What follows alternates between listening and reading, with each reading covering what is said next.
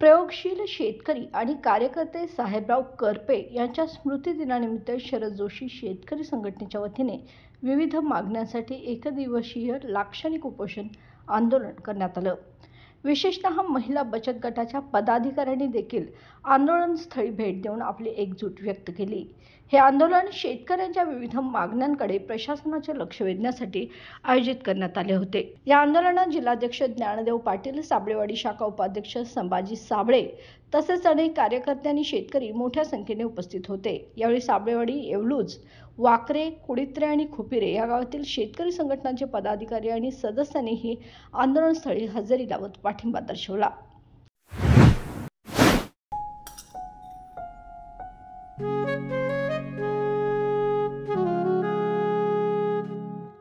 बाबा, आज येताना बासुंदी घेऊन या ना। अगं, कालच आपण आईचा वाढदिवस होता म्हणून आणली होती ना। ऐकलं, गोकुळची बासुंदी पुन्हा खावीशी वाटतेय। खरं सांगू, मलाही खावीशी वाटतेय।